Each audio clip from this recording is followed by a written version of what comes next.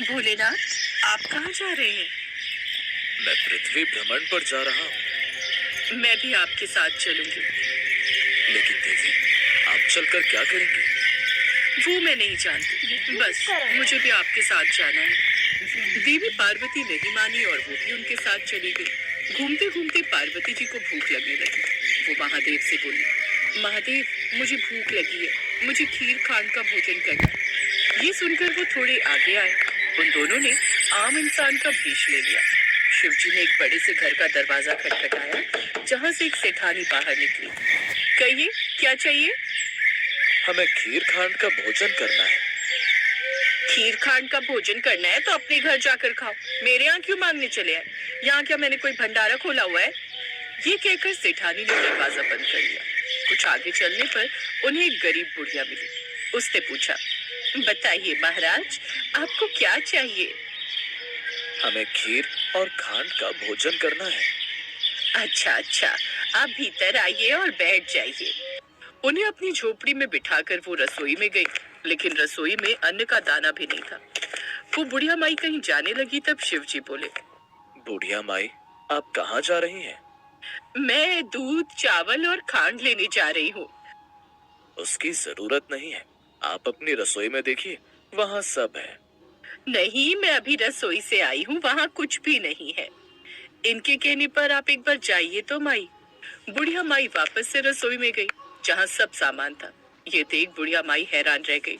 उसने झट से खीर बनाई और महादेव और पार्वती माता को खाने को दी। कुछ देर बाद वो दोनों वहां से जाने लगे, तब बुढ़िया माई बोली, महाराज, बची हुई खीर का मैं क्या करूंगी?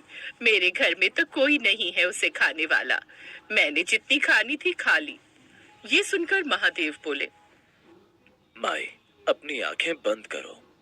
बुढ़िया माई ने अपनी आंखें बंद कर ली। कुछ देर बाद अब अपनी आंखें खोल लो। जैसे बुढ़िया माई ने आंखें खोली, अंदर उसके बेटा बहू और पोते पोती थे। ये देख वो बड़ी खुश हुई, लेकिन फिर उदास होकर बोली, महाराज, मेरा घर तो एक छोटी सी झोपड़ी है, फिर मैं अपने परिवार को कहाँ रखूंगी? महादेव ने जाते जाते उस झोपड़ी को एक लात मारी और वो झोपड़ी बड़े महल में बदल गई। ये देख बुढ़िया माई हैरान रह गई। वो बोली, कौन है आप और ये सब चमत्कार? आप जरूर कोई दिव्य शक्ति है, मुझे दर्शन दो प्रभु, हे माता। तभी वो दोनों अपने असली रूप शिव पार्वती के रूप में आ गए। ये देख बुढ़िया माई बहुत खुश हुई। इसके बाद वो आगे की ओर चले गए। अब बची हुई खीर उसने अपने आस पड़ोस में शिव पार्वती का प्रसाद समझकर सब में बांटी। जब वो उस सेठानी के घर पहुंची तो उसका घर झोपड़ी बन चुका था। तो उसने उस बुढ़िया से पूछा, तेरे घर ये खीर कहाँ से आई? तेरे तो खुद ही खाने के लाले पड़े हैं। मेरे यहाँ पार्वती माता और शिव जी आए थे, उन्होंने ही मुझे ये सब दिया है। और तेरा घर इतना बड़ा महल जैसा कैसे बन गया? बताया तो, ये सब महादेव और माता पार्वती जी के आशीर्वाद से ही हुआ है। ये सुन सेठानी दौड़ी दौड़ी उस ओर गई जहाँ महादेव और पार्वती जा रहे थे। उसने उनको रोककर पूछा, महादेव, मेरा धन आपने उनको क्यों दे दिया? तब महादेव बोले, मैंने तो ना उठाया ना दिया, उसने हाँ की इसलिए उसकी हाँ हो गई, और तूने ना की तो तेरी ना हो गई। महाराज, कुछ तो करो।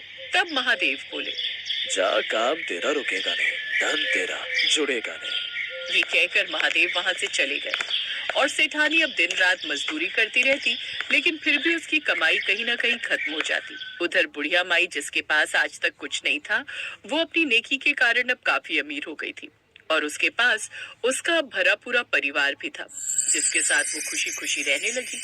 आज की हमारी दूसरी कहानी एक शिवपुरी नाम के गांव की है, जहाँ एक नारायण नाम का ब्राह्मण रहता था। उस ब्राह्मण का माधव नाम का पुत्र था, जो बुरी संगत में फंसकर पाप करने लगा था। वो असत्य बोलता, मदिरा पान करता, चोरी डकैती करता और लोगों को लूटता। ये सब पाप वो करता था। और एक रोज उसके परिवार वालों को उसके इस पाप कर्म का पता चला, तो उन्होंने अपने पुत्र को अपने घर से बाहर निकाल दिया। अब माधव दूसरे नगर में चला गया। अपना पेट भरने के लिए वो भीख मांगने लगा। बहुत भूख लगी है, कुछ खाने को दे दो। ये ले, 2 रोटी इसे खा ले।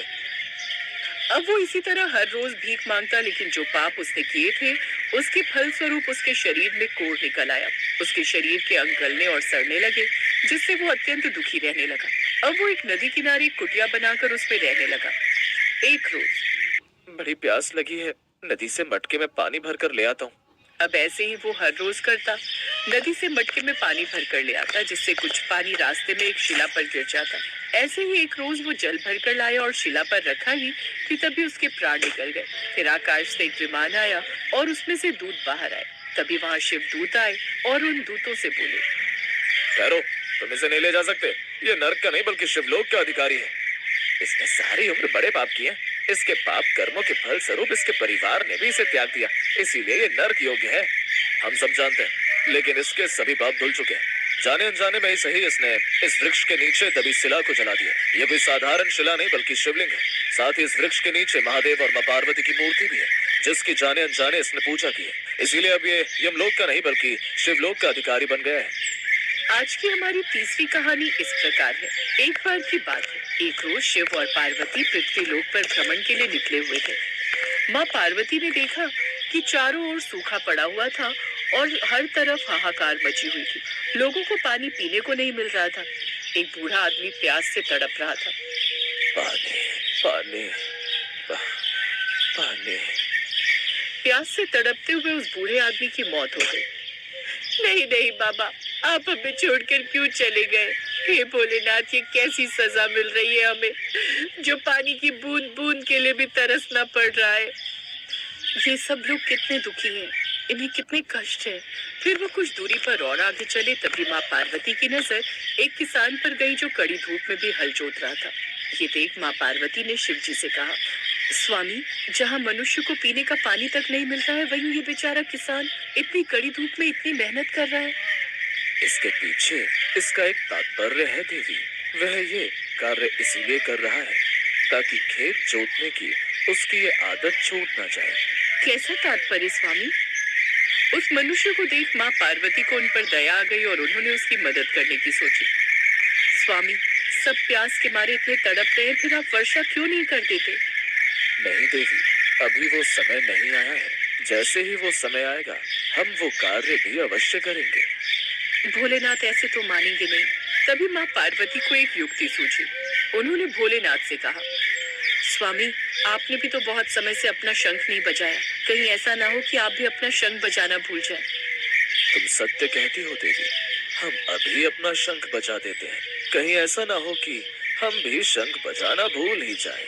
ये सुनकर पार्वती मन ही मन मुस्कुराई, क्योंकि वो अच्छे से जानती थी कि जैसे ही महादेव अपना शंख बजाएंगे तो वर्षा होना निश्चित है। फिर उन्होंने महादेव से कहा, स्वामी, यहाँ नहीं, उस ओर प्रकृति के मनमोहक नजारे देखते हुए आप शंख बजाइए। अच्छी बात है, जैसा आपको ठीक लगे। और फिर अपना शंख निकालकर उसे बजाने लगे। उस शंख की आवाज से मानो पृथ्वी खिल उठी, पक्षी चहचहाने लगे और बादल भी इतने खुश हुए कि झमझम बरसने लगे और पृथ्वी लोक पर तेज बारिश होने लगी। ये देख सभी लोग खुशी से झूमने लगे और महादेव और माँ पार्वती के नाम के जयकारे लगाने लगे। अब ना तो धरती प्यासी थी और ना ही कोई मनुष्य या पक्षी। महादेव भी समझ गए थे कि ये सब माँ पार्वती ने जानबूझकर किया है, लेकिन इसमें उनकी दया भावना छुपी हुई थी। इसलिए उन्होंने माँ पार्वती से कुछ नहीं कहा और उन्हें देखकर मुस्कुराने लगे।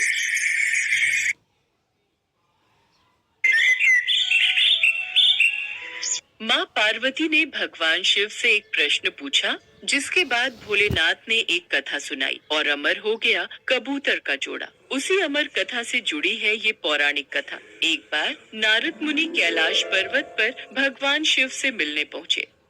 नारायण नारायण, प्रणाम माते। आइए देवर्षि नारद, कैसे आना हुआ? माते, मैं तो भगवान शिव और आपके दर्शन करने आया हूँ, पर महादेव कहीं दिखाई नहीं दे रहे। वे तो भ्रमण के लिए गए हैं, कुछ देर में लौटेंगे।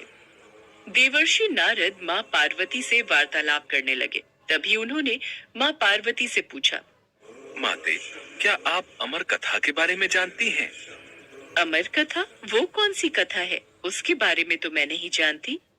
नारायण नारायण, माते, जब भगवान भोलेनाथ आएंगे तब आप उनसे इस बारे में पूछना। अच्छा माते, मैं चलता हूँ। नारायण नारायण। पार्वती माता सोच में पड़ गई कि ऐसी कौन सी कथा है जो स्वामी ने मुझसे नहीं कही। तभी भोलेनाथ कैलाश पर लौट आते हैं। माता पार्वती उनसे इस बारे में चर्चा करती हैं। प्रभु, आपने मुझे कभी अमर कथा के बारे में क्यों नहीं बताया? मुझे आज और अभी अमर कथा सुननी है। ठीक है देवी, मैं आपको आज अमर कथा सुनाऊंगा, परंतु उसके कुछ नियमों का पालन आपको करना पड़ेगा। अमर कथा के दौरान आपको एक क्षण के लिए भी सोना नहीं है। आप बीच बीच में हुंकार भरती रहना, ताकि मुझे आभास रहे कि आप कथा सुन रही हैं, क्योंकि मेरे नेत्र भी उस क्षण बंद रहेंगे। ठीक है स्वामी, मैं ऐसा ही करूंगी। भगवान शंकर ने माता पार्वती से एकांत और गुप्त स्थान पर अमर कथा सुनने को कहा, जिससे कि अमर कथा कोई अन्य जीव न सुन पाए, क्योंकि जो कोई भी इस अमर कथा को सुन लेता है वो अमर हो जाता। इसके पश्चात शिव जी देवी पार्वती को अमर कथा कहने एक गुफा में ले गए। पुराणों में कहा जाता है शिव जी ने देवी पार्वती को अमरनाथ की गुफा में अपनी साधना की अमर कथा सुनाई थी, जिसे हम अमृतत्व कहते हैं। प्रचलित कथा के अनुसार भगवान भोलेनाथ ने अपनी सवारी नंदी को पहलगाम पर छोड़ दिया, जटाओं से चंद्रमा को चंदनवाड़ी में अलग कर दिया और गंगा जी को पंचतरणी में तथा कंठाभूषण सर्पों को शेषनाग पर छोड़ दिया। इस प्रकार इस पड़ाव का नाम शेषनाग पड़ा। अगला पड़ाव गणेश पड़ता है। इस स्थान पर भोलेनाथ ने अपने पुत्र गणेश को भी छोड़ दिया था, जिसको महागुणा का पर्वत भी कहा जाता है। पिस्सू घाटी में पिस्सू नामक कीड़े को भी त्याग दिया। इस प्रकार महादेव ने जीवनदायिनी पांचों तत्वों को भी अपने से अलग कर दिया। इसके बाद माँ पार्वती सहित उन्होंने गुप्त गुफा में प्रवेश किया और अमर कथा माँ पार्वती को सुनाने लगे।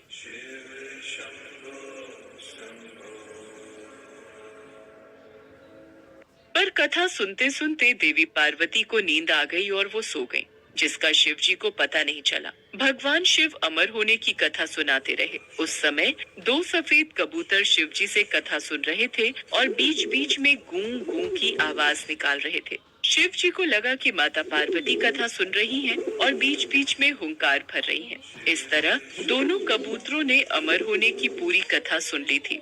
कथा समाप्त होने पर शिव जी का ध्यान देवी पार्वती की ओर गया, जो सो रही थी। अरे, देवी पार्वती तो गहरी निद्रा में है, तो फिर ये हुंकार कौन भर रहा था?